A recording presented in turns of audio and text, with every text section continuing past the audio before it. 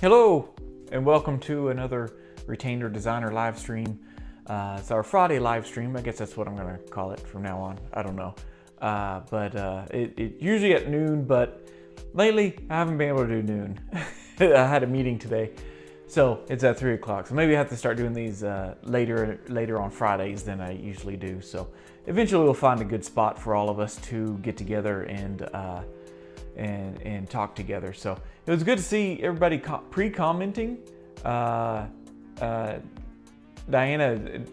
I'm ready too now. I think I'm ready for the live stream. Luciano, the little ducks, they're not so little anymore. They're full grown, and I don't have a duck cam today because it's about to start storming around here, and I didn't want my camera stuck out there in the rain. So I don't have any duck cam today. Oh, this is a good time for you too. Good. I'm glad to hear that. Maybe I'll start making it at 2 or 3 o'clock my time. So this is 3 o'clock my time. So whatever time it is for y'all.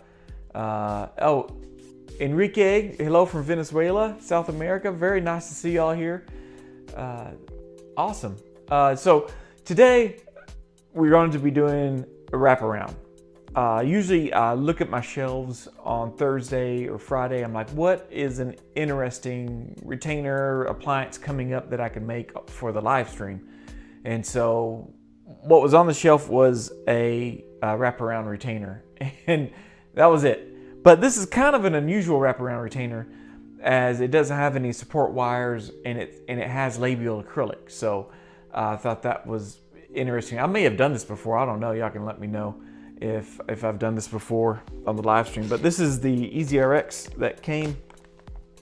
As you can see, it's just a basic wraparound Hawley and the red on there is acrylic, so that's labial acrylic.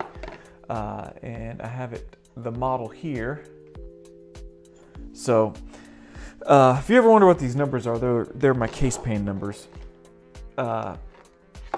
So that's how we keep everything together.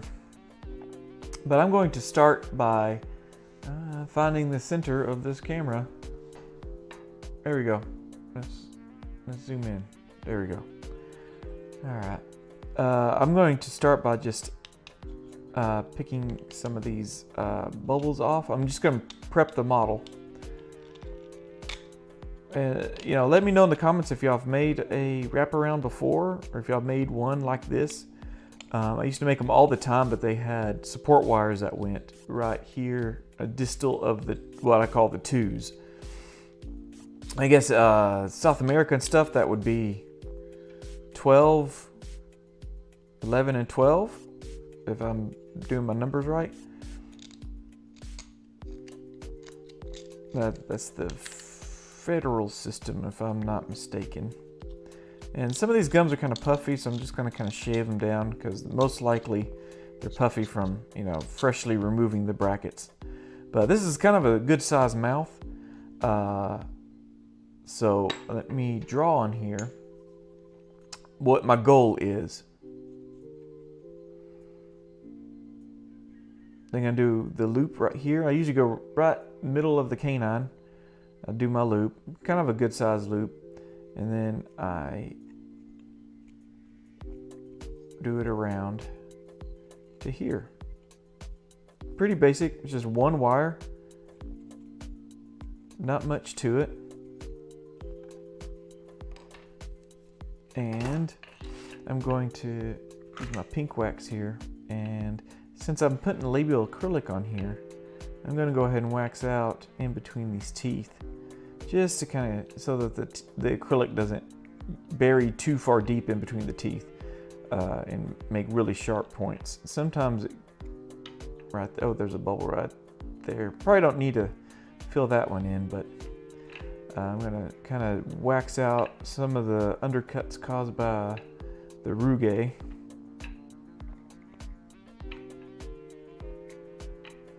If we have some time, I'm gonna go ahead and sprinkle this. Put the acrylic on here. It is standard pink, so it's kind of boring color. Nothing special.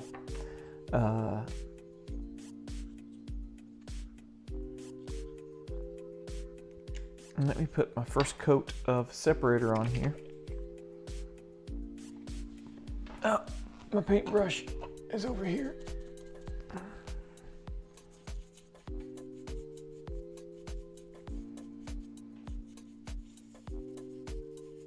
Try to get it and use my paintbrush to get it all in all the nooks and crannies. Put a couple drops on the facial where the labial acrylic's gonna go. There we go. All right, while that dries, let's check some. As Diana, I have a problem when I get to the molar going around to get into the palette. Yeah, I understand that one. Hopefully I can show you, maybe I can show you something I do that will help you, or when I get to that point, and just to show you, I do bend one side at a time, so I'll go all the way around the molar, and then I'll go back around this molar. So hopefully that will show up for us when we get to that point. So hope I can help there. Got to find the center here. Oh, there goes Pete again. He likes to start up when I go live streaming.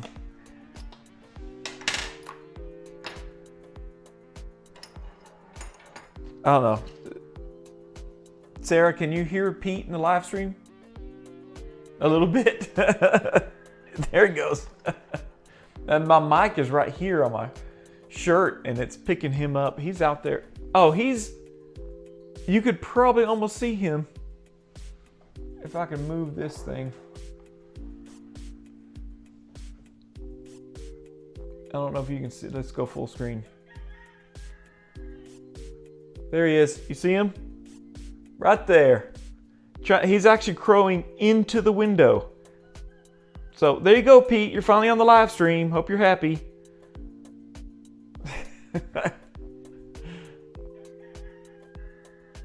Yep, there he goes.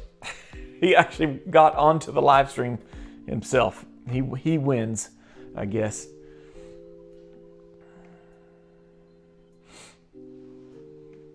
Yeah, he's a funny character.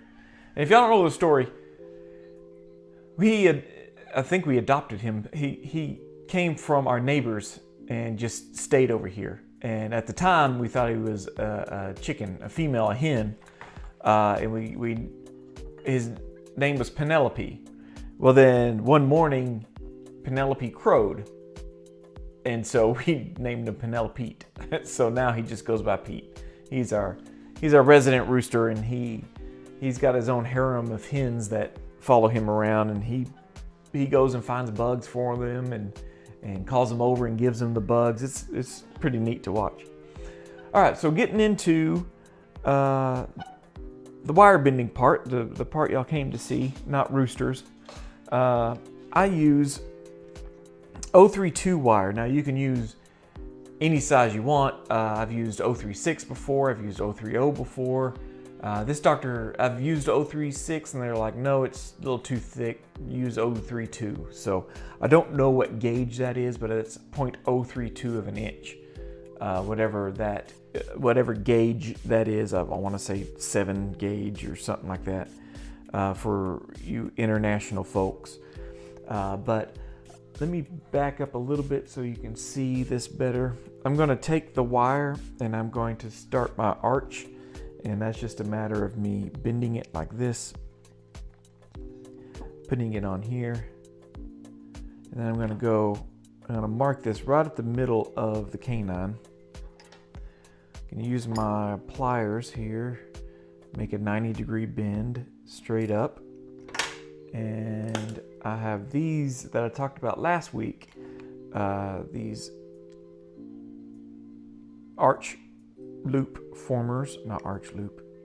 adjustment loop formers. So then I've bent that loop using that part of the plier, and I'll rotate it around. And this is, if I was doing a regular Hawley, this is where I would start crossing the occlusion. But since I'm doing a wraparound, what I do is I make that first bend, like so, and then I rotate my pliers around and bend it straight back. So then you get one of these. And then you put it on here. Now, somebody to follow is Steve. Yeah, Pete's a real player. Yeah, he's been wanting to get on the live stream. He finally got himself, he figured out which window I'm live streaming from and got himself in the picture. So he won on that one. Hopefully I'm saying this right. One of the best wire bending I've seen on this is Avanzada Dental, if he's on here. Avanzada Dental. I'm probably saying it wrong. But find him on Instagram. Steve and I both follow him on Instagram. So he does some beautiful wire bending work. And he actually goes in and out. He goes in, out, into the embrasure and back out. And I mean, he really contours it. And I used to do that a lot. And I've had some doctors tell me to back off. Don't contour it so much. They like the idea of these they want them contacted at least at one point. But they like the idea of them being able to settle in, and that's one of the reasons a doctor would choose a wraparound, is to have all the occlusion settle after getting the braces off, because there's nothing that crosses the occlusion like as in a Hawley bow.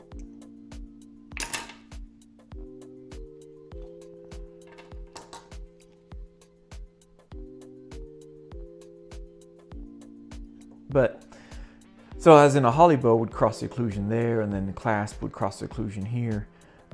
These do not cross the occlusion anywhere, unless you do put some support wires in there.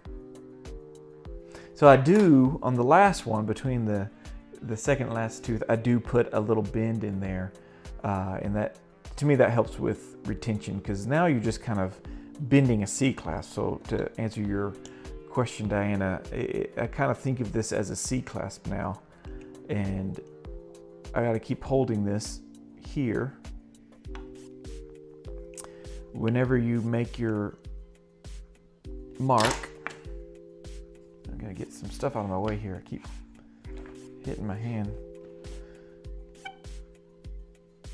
Make my mark here, and just I do contour this along the gum line of that 7.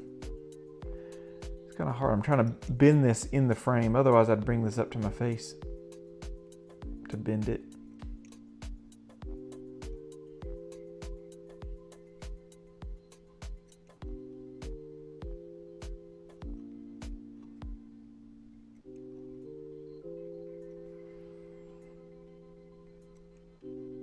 Again, I'm just contouring it along that gum line there. I'm going to start turning that corner.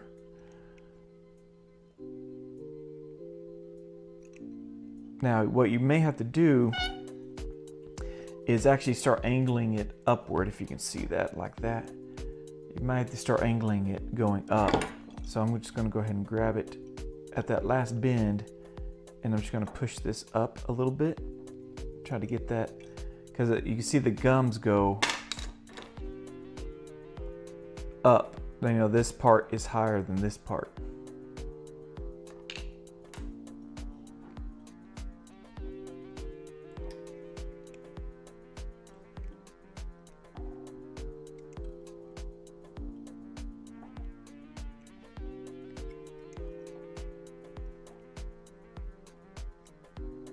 I cannot hold this wire for some reason today.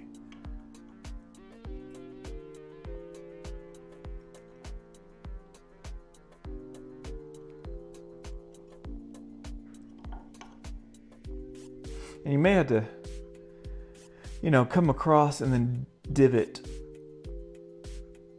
But I'm just making sure.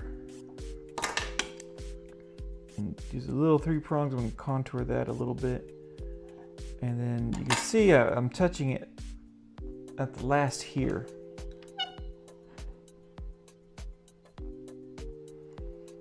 And then I'm going to bend it over.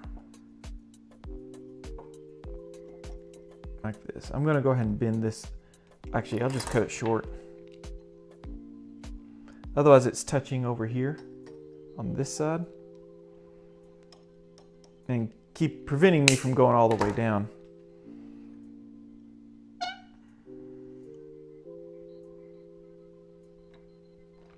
I've seen some wire benders give this side a really wide berth, so to speak. Especially if you can tell these sevens, these second molars are still erupting. Okay, I'm gonna leave that right there. And I'm just gonna check, make sure everything is good. There we go. I'm not touching here. You can kind of see I'm messing with it. Oh, I don't like it when we see small dental crown for a retainer. Sometimes the retention is, yes, 100%. Yeah, like last week we did, I'll put a link in here if I can remember. Last week we did a video on phase 1 Hawleys. So they're the young kids. The crowns haven't fully erupted. So what they say is the best one for that is Adam's clasp. But again, like you said, not having a lot of detail or crown, it makes for a terrible retention, especially for wraparounds. Wraparounds, I would assume, are better for adults than they are for kids, just because there's a lot more teeth involved in that. Let's see, I'm making sure I make a note to link to that. Let's see, I think I'm in the right spot. Here we go. And save. Okay. All right, so maybe later on I'll put a link to that. But I'm just double checking, make sure I'm touching all the teeth here. See, I'm not touching this canine anymore, this bicuspid anymore. So I'm actually gonna just flare it out a bit using my 3 prongs, and that got that to touch. But since I flared it out, all this is gonna be flared out now. So I'm just going to slowly bend it back around.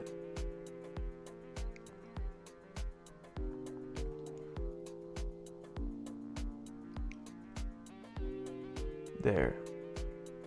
No, not there. There. Okay, yeah, I like that a lot better. So, hold it down. And I'm actually gonna cut this a little short.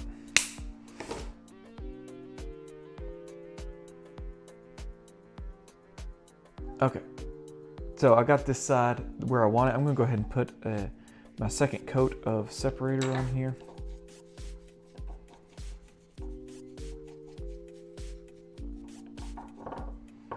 Put a couple of drops here. Sometimes I forget how good we had it whenever we were before 3D printed models. So yeah, we still have these models with it. So now, Diana, now that I've bent this side, I'll start working my way back around. And as you can see, I'm touching this lateral, but I'm not touching here. Gotta make sure I'm level. Okay. I'm sorry for the squeakiness. Let me put some more oil on this model holder here. Actually, I probably overdid that one. Let me back that up a little bit.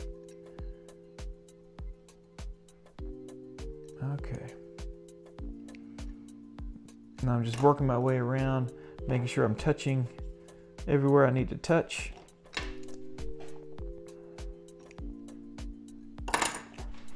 And then, once I'm in the right spot, I'm gonna mark it, middle of that canine, and then I'm going to grab it just inside that mark, bend to 90, make sure I bent it perpendicular, put my loop forming pliers on, and I'm gonna wrap it around, and then I'm just going to, I'll contour it a little bit, rotate my pliers around and then continue the line. And as you can see, it's actually tucked at a weird angle.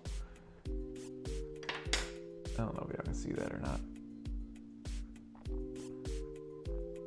So I'm gonna go ahead and fix that. Well, let me try it on the first. It might just actually work out perfect. Oh, it kind of does. Oh yeah, so totally meant to do that on purpose.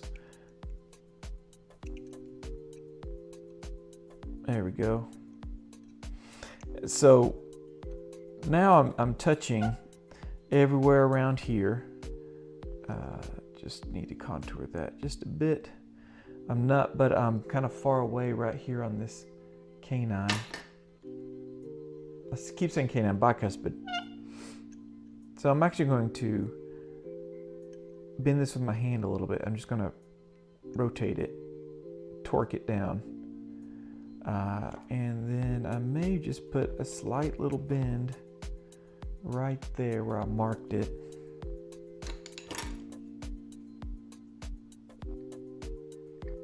These aren't the right 3 prongs I want. Here we go. That's going to kind of go over the puffy gums there. And there we go. We're touching that tooth now. I'm not too worried about touching every single tooth and touching flat. Remember, I'm going to put labial acrylic on there. So that's the good part about that. And so let me bend on around. I'm having to do this at a weird angle, so make sure I get in the camera. Actually, I'd like to do it from this side. There we go. Grab that, torque that whole wire. Sometimes you gotta grab a few 3 prongs. Again, I'm not going to contour in and out a lot. I'm just gonna make sure it touches each one. Now, for some reason, after I bend this side always flares out. So we'll see if it happens this time. I'm trying to hold it in the same spot every time. Mark the wire, bend that, mark the wire, bend that in. Now this is where I'm going to tuck it in some. So I've overbent it obviously. So I'm just going to mark it right at that junction. Sometimes you got to work it just a little bit. So then I've bent it back out to create my little embrasure bend, or whatever you want to call that. And then I start working on making a C-clasp. And a lot of y'all can probably do this pretty easily with the 3 prong. So I'm not really marking it, I'm just holding it there, kind of picturing where it's hitting. This is the last part. Sometimes I'll take my bird beak and wrap it around that last part there.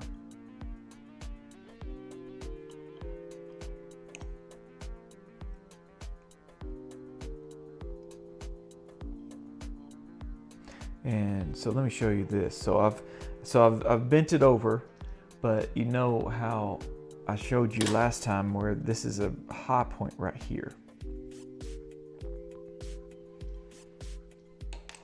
So I'm actually going to bend this up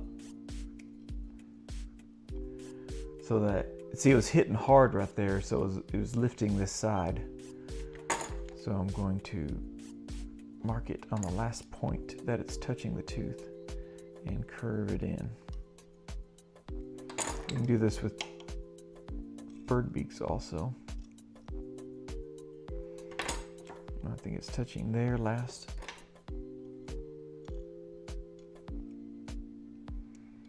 Okay, so it's already hitting pretty hard over here. So I'm just going to cut this short. I usually choose about halfway, you know, I cut it on the midline.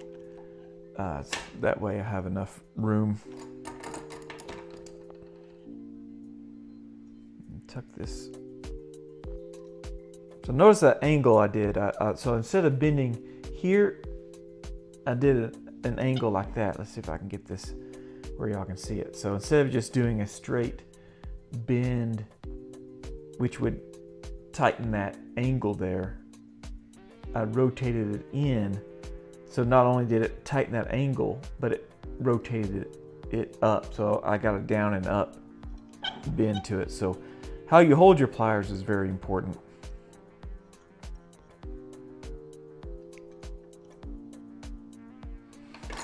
And I think we're there. I can already see some adjustments I need to make.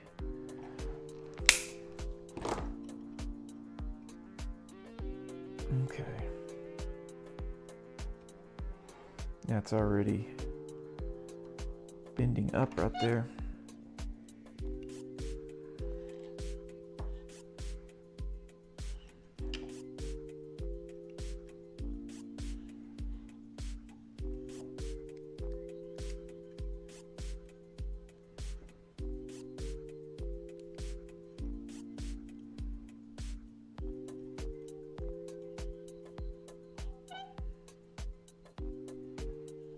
Okay, I think I'm pretty happy with that.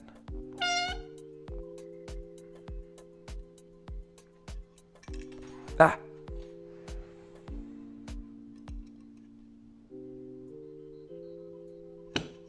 Make sure these are both the same length. The acrylic tags in here. And I think I need to cut, no.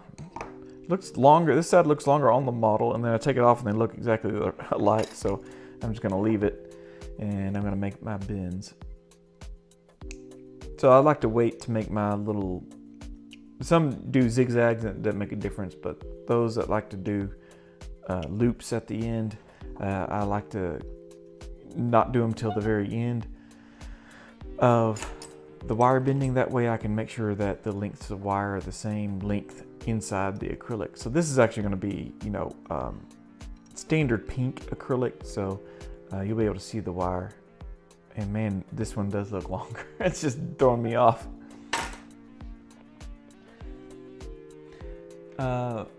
Would be wrong to put acrylic in front of the posterior set of teeth to help retention when the crowns are small. I have done that before. That's a good question, Luciano. I have done that before, where you actually can put I think it's called buckle acrylic, and you can put it right here. I've put it right here on the 6, and you include, I've put it on the 4s and 5s also, just a little block of acrylic. And one, that'll help keep the wire from going too far this way. You know, it'll keep it from doing that. And 2, it'll help with retention, because if you can get acrylic into these little embrasure areas here, that's going to help with retention. So yeah, that's a good question. I've done that before. And of course the acrylic that's going to be on the front here, that always helps with retention also. So let's wax this down before I lose my nerve.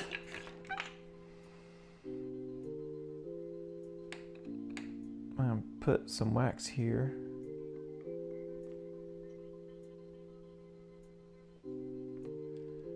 Put some wax here.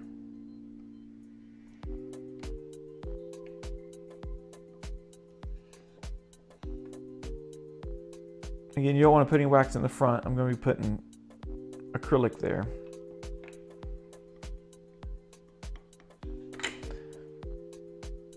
Now, one thing I do run into, I've noticed on these wraparounds, is for some reason right here, this gets like really flared out. Looks good from here, thank you. Hopefully that, I see a little bit like it's not touching here, just barely not touching, but I know whenever I go to adjust this at the end, I'm just gonna take a little 3 prongs and I'll just put a little boop right there. That's what we call it, little boop. And that should help with touching that tooth.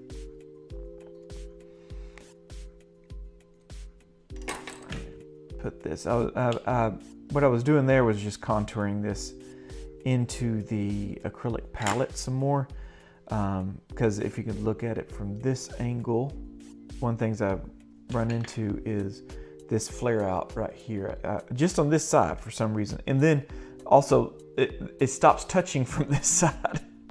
And I don't know where, I know I can adjust that. One thing you want to make sure, even though you don't really have to worry about touching each tooth very hard, in fact, you don't want to touch the tooth very hard because you want to get acrylic underneath this. You do want this to be as level as possible. You can kind of see that it kind of swoops up and swoops down and swoops up. Just following the contour is not very good. I got a phone call coming in. Let me go silence that real quick. And we'll get to acrylicing. Wish I had a duck cam to go to. Oh, spam call, of course. Of course, spam call. Yeah, look at that. Okay, this totally looks, see what I'm looking at, when this looks, I'm right in the middle of the tooth right there.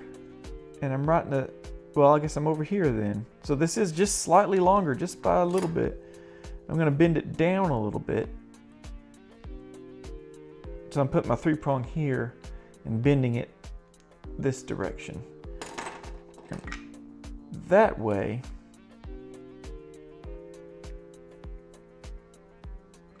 it may hide the fact that that's shorter.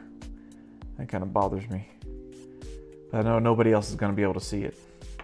But let me get a, ooh, I got fancy paper towels this time. I'm going to do my sprinkling right here. I usually do it under a hood with fume monomer thingamajigger. But I am going to, so I have these 3 things. Here is my clear acrylic powder. There is the monomer I'm going to use, tinted clear monomer. I'm going to use for, I think Steve Zara actually has a video how to make this. I buy mine pre-mixed, but if you want to save some money, follow his video how to make your own tinted monomer. Makes the Labial acrylic like super clear. It counteracts the natural yellowness of the acrylic. And then this is my standard pink. Now you can pre-mix this too. I want to say it's 1 drop of red to 10 clear or something like that. I don't know. But I buy this pre-mix too. I'll show you the bottles. This is my pre-mix of that, and this is my tinted, and then this is the acrylic I use in case y'all are interested. So I do use a type of splint. It's a hybrid. It's like a mixture between splint and regular acrylic. So you got the non-slumping aspect of the of like regular clear acrylic, but then you got the super clear aspect of the splint and the hardness of the splint. Will you be using a pressure pot? Yes, I'll have it over here. Well, it's not in the picture. Actually, I might turn this on. My phone just updated. I had a phone over here that I was using for an extra camera, but it looks like it updated on me, which is wonderful. So hopefully I'm not going to be echoey. So hopefully I can turn that on and you see me put it in the pressure pot. And then I have one that's finished, so you don't have to wait for me to trim and pumice and stuff. So, okay, here's where we're at. And I usually start with the Labial acrylic. I'm going to go ahead and get the name off of this case pan.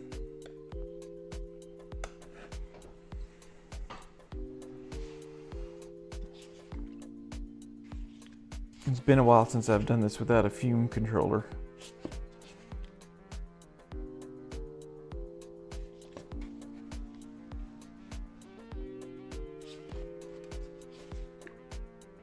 of a blurry picture, isn't it?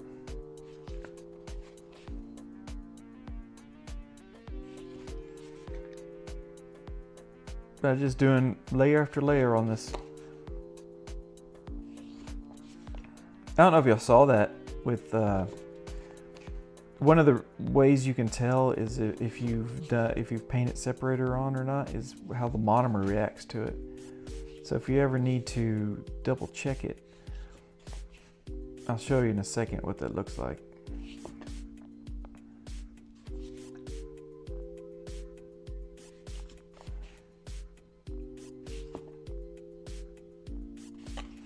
I'm just building this up just to make sure I have enough.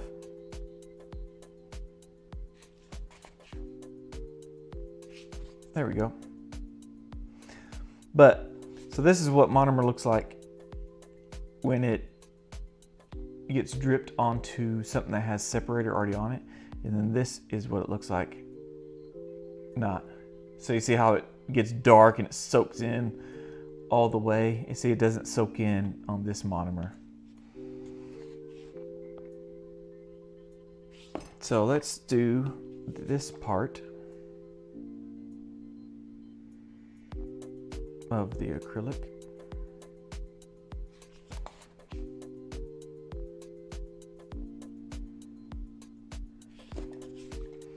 This doctor actually likes it scalloped, the acrylic scalloped behind the 2:2. So let me put the name in here real quick.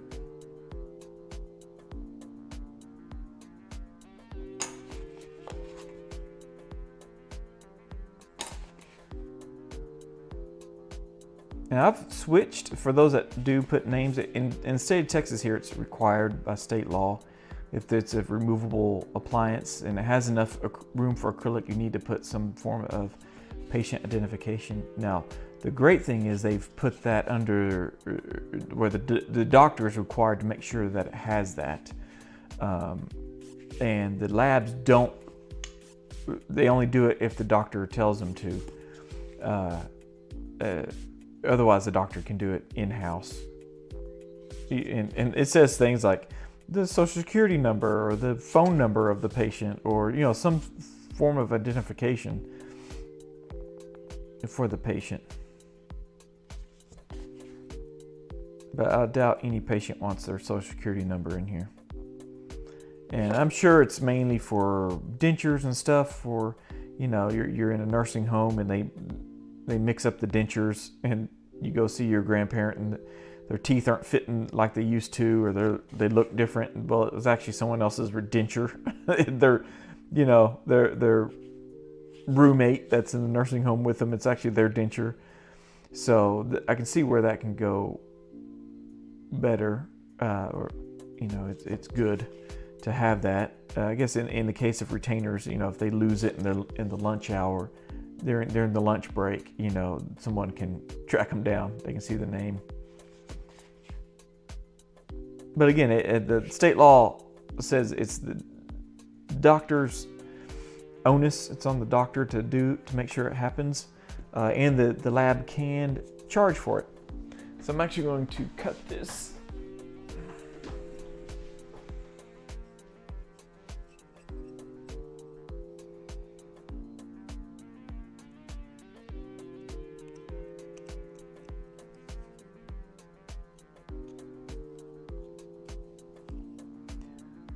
Just make some cuts here.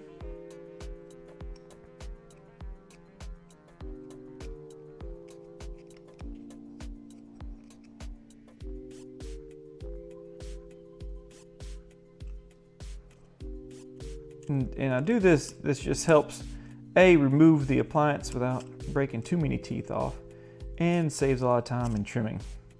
So I've got that cut the square I like, and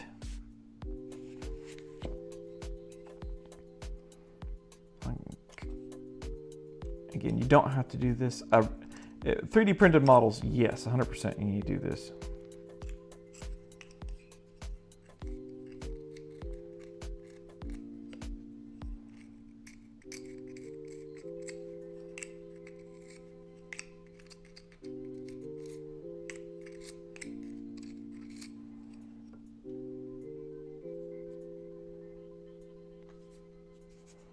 there we go. It is ready for the pressure pot. Sometimes you can put some extra on here.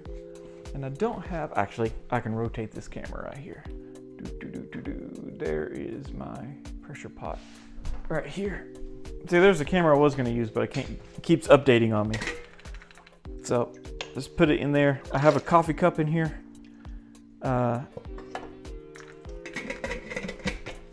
Set it on that coffee cup. And that way I don't have to worry about pre-soaking them. So I'll put it on that coffee cup and get the initial set on the acrylic, and then I'll put it in the water. Usually if I'm doing a bunch of acrylics at once, I'll sprinkle one, put it on the coffee cup, get the initial set. By the time I sprinkle the other one, that one's probably cured and I can dump it in the water and get its full cure in there. So let's see if we got any. Do you have any preparation of the stone model before going into prayer? We just answered that. Some techs soak model in water just in water just base before placing the acrylic. Yes, I used to do that. I used to have a little tub of water and I'd put, you know, just like here's the water, and I put it the base of the model just where it capillary action sucks up water and soaks up the model. But now I've used that cup method, which I got from a boss that I interviewed on here a few weeks ago. He actually puts them on a upside down coffee cup out of the water. So there's water in the pressure pot, and he puts it on the cup. It does its initial cure. Once that acrylic gets hard, then you put it in the water and finishes the cure. But what you're not wanting to put a dry model in the water with wet acrylic on top, because the bubbles from the model will bubble through the acrylic and you'll get huge bubbles. One way to counteract that is actually you could put the retainer face down in the water, so then the bubbles go up from the base of the model, goes up that way. It's kind of risky, but you can still get away with that. Otherwise, if you pre-soak it, you're fine, whichever method you want to use. But I like to do the submerge method. So hopefully that answers your question. Hello from Georgetown. Katie Averett. Is this the Katie Averett I know? He used to babysit Sawyer, my oldest, which is Sarah. No, I don't think she had to go leave and pick up the kids. Oh my gosh. If that's you, that's hilarious. Greetings. I didn't know y'all were in Colorado. I guess that's where Bill Joe's at. If this is Katie, the same Katie Averett that I know. That's great if you're on here. That's hilarious. So yeah. Oh, it looks nice. Thank you. Denise Kara, how often do doctors in the U.S. prefer wraparound for retention compared to Essex? That is a good question because they're all different. Every doctor is different. Some using Essex on everything. Some, the ones that are more concerned about the occlusion afterwards get the wraparound. Because if they wear an Essex, you're biting Essex against Essex. It causes open bites sometimes. There's some issues with Essex. Whereas the wraparound retainer allows a settling of the teeth. Because you may end up like this after your braces, and then after you let the braces off, settle it, and it's got guides, the wire on the outside, the acrylic on the inside, so it allows the teeth to settle in. Oh, you're from Turkey. That's awesome. Deniz Kara? Hopefully I'm saying that right. Oh, you're welcome. Katie, it is you. That's awesome. Oh, maybe I'll, yeah. Actually, Katie would watch our oldest whenever I started this lab back in 2004. Sawyer was born in 2006, so I think you were watching him for that first year. So, and we went to church together, and actually my wife worked for your husband. So, little history there. So I'm glad you found us on here. Sarah's gonna freak out when she finds out you're on the live stream and she missed it. So that's awesome. Oh, it's so good to hear from you. And I've seen pictures of Katie Jo. I'm saying that wrong. And she just looks totally different. Of course, if you saw Sawyer, you wouldn't even recognize him right now. But anyway, that is it. If y'all have any other questions, again, that is, oh, let me get that one example case. Where did I put that? Sorry, I gotta go in the other room. Where did I put that thing?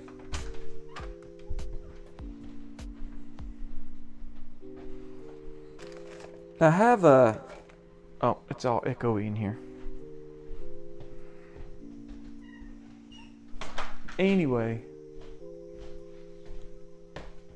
it's the picture. Oh, there it is. I put it back in the, so I have a shelf of extra things. So this is the final product, an example of one. Let me change cameras here. And so this is the exact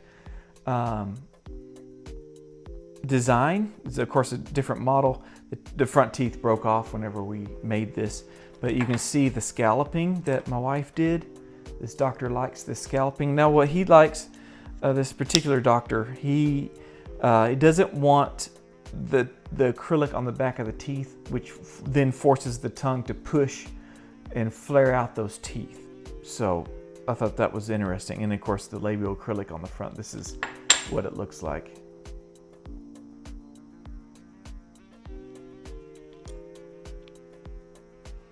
So, and I think they made this and they canceled it or so, I forget why I have this.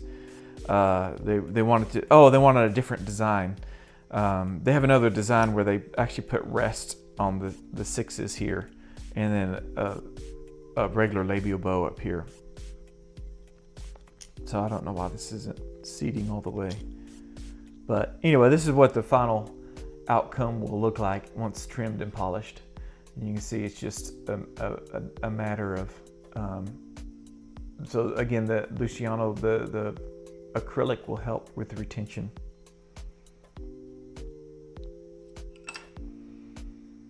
So there we go.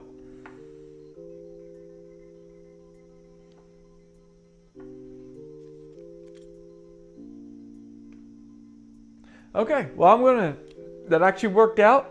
I was actually under an hour this time. You're welcome. We didn't take too long. I didn't want to get into the trimming and polishing and stuff. That takes a whole lot of extra cameras and stuff that I didn't have time to set up. I haven't been able to sync the audio with those, so it's always off a little bit and it bothers me because I know it's going to bother y'all. But anyway, I hope everyone out there, I hope this helped. Diane, I hope that helped you going over the distal of the back molars. Hopefully that helped, or you figured out how not to do it, you know. But let's let me get my background going here and my outro ready. So anyway, thank you again for joining me with another live stream this my Friday live stream is what I'm calling it.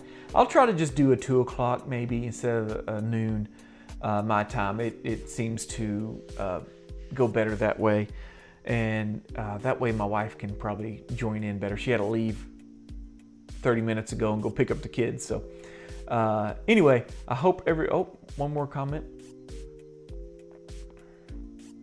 Oh, good. It always helps. Oh, good. I'm glad to hear that. So anyway, I will see y'all next week. And until then, what was my saying? Oh, happy bending.